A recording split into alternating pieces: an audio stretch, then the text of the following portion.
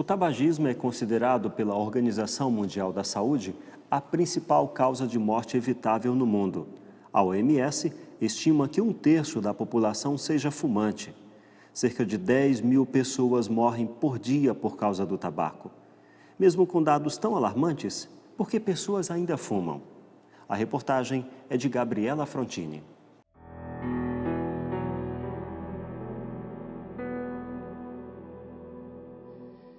O tabagismo é considerado pela Organização Mundial de Saúde uma doença, já que a nicotina que o cigarro contém causa dependência e provoca alterações físicas, emocionais e comportamentais na pessoa que fuma.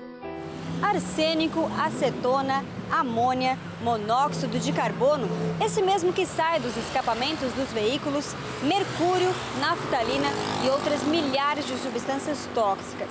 Das mais de 4.700 presentes no cigarro, cerca de 60 são cancerígenas. Como não adoecer colocando tanta porcaria para dentro do corpo? Bom, nós temos várias doenças que estão relacionadas com o cigarro.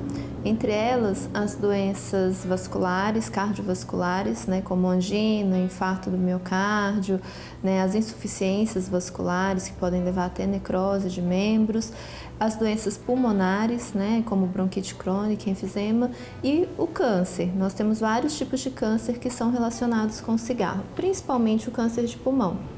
90% dos casos de câncer de pulmão são relacionados com o cigarro e com o paciente que fuma. Desses 10% restantes, aí a gente pode considerar que até 1/3 é de fumantes passivos. Então tem uma relação importante com o câncer de pulmão.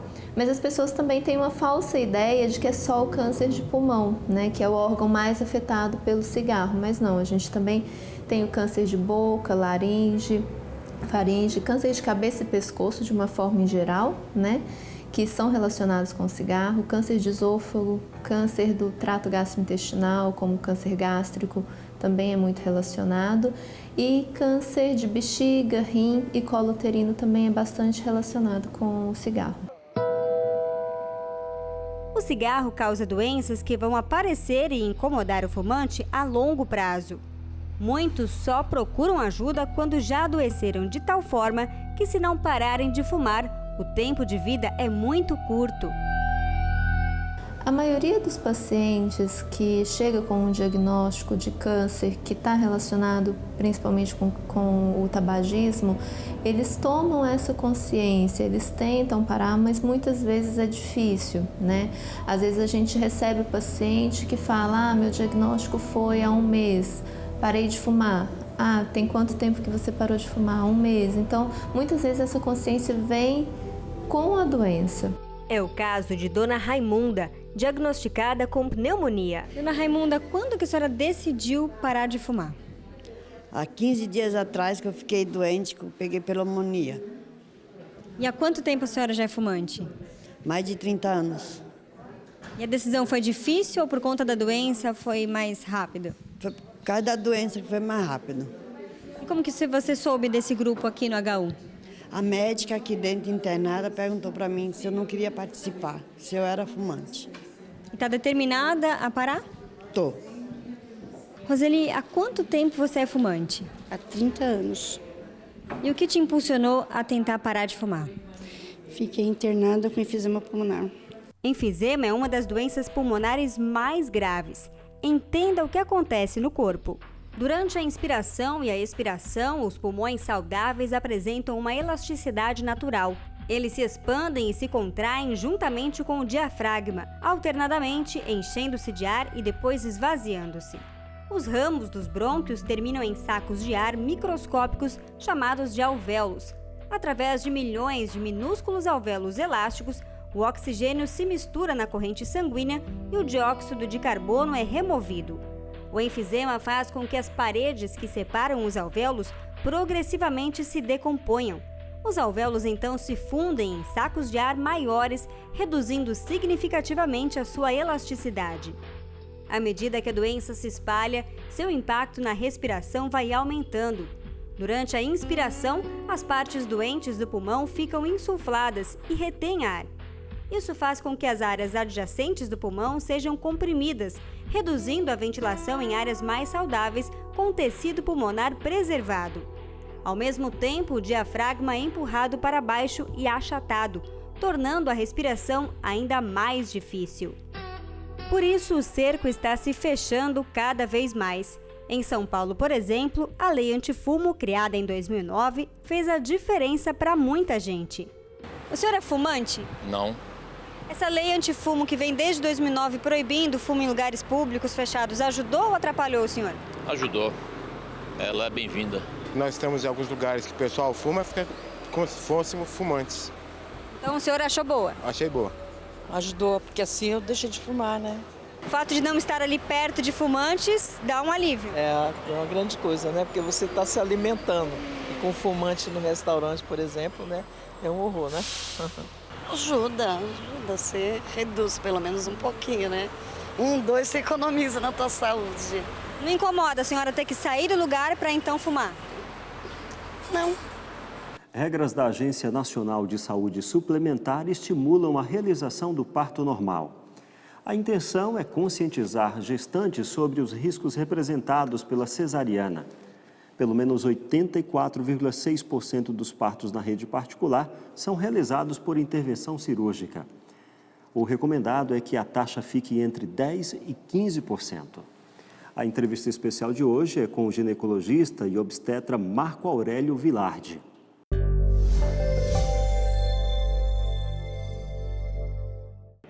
Agora, gestantes precisarão assinar um termo de consentimento sobre os perigos da cirurgia para que o plano de saúde cubra os seus custos.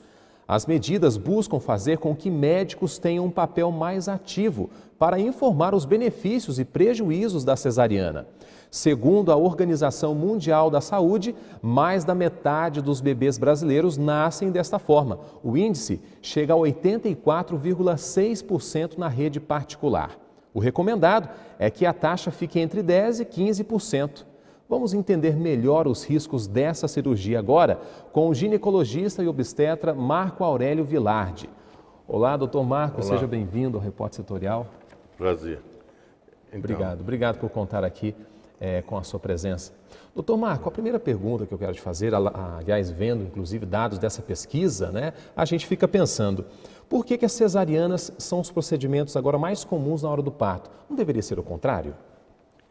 Deveria ser o contrário, mas hoje, Everton, existem vários fatores que levam a esse tipo de procedimento.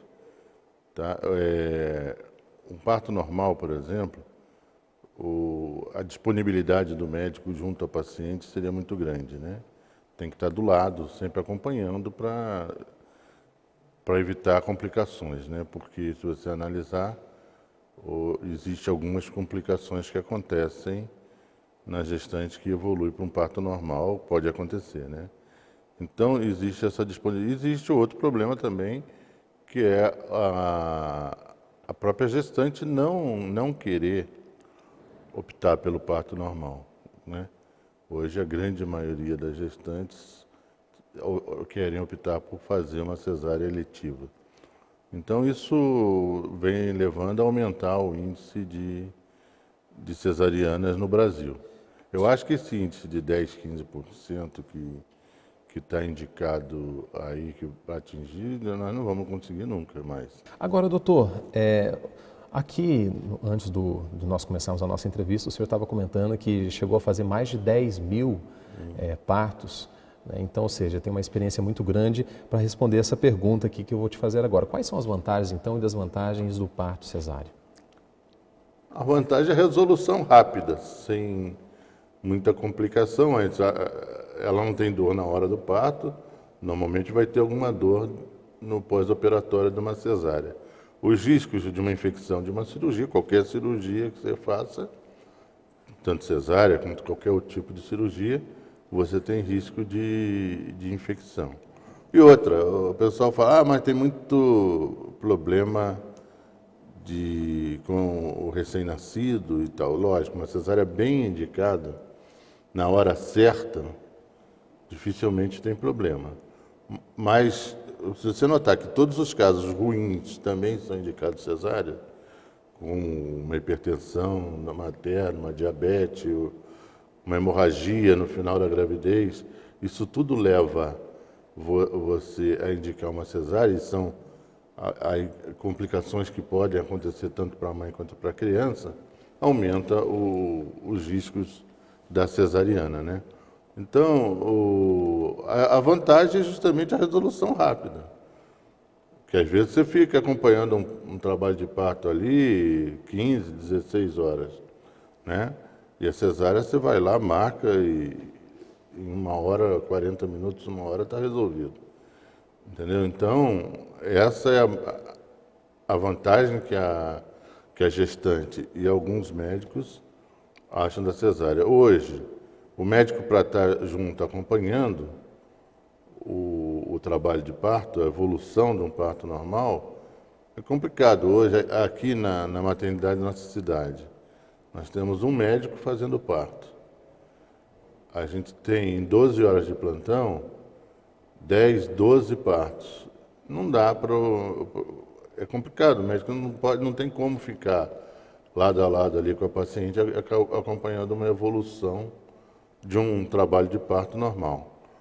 E aí, qualquer complicaçãozinha ele já indica a cesariana. Não tem como ficar acompanhando com o volume desse que a gente tem aqui na nossa cidade. Muito bem, falamos então com o Dr. Marco Aurélio Vilardi, ele é ginecologista e obstetra, trazendo aqui informações para nós sobre o parto cesáreo, né? Os riscos, os benefícios e também a questão de como a Agência Nacional de Saúde está vendo esses números, que o índice está muito alto no Brasil, ele fez toda essa avaliação aqui para nós. Muito obrigado, doutor. Obrigado. Te agradeço. Estamos aqui, né, às ordens, e assim me despeço dos telespectadores da Rede Novo Tempo, né, e me colocando às ordens. O Repórter Setorial faz mais um breve intervalo e em instantes você vai ver. Jovens lutam por espaço no mercado de trabalho. Quais são os setores que devem abrir mais vagas? É já já.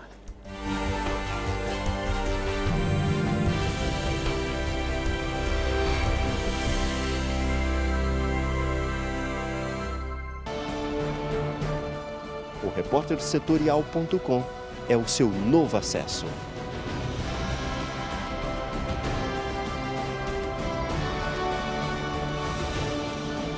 É nossa terra no ar.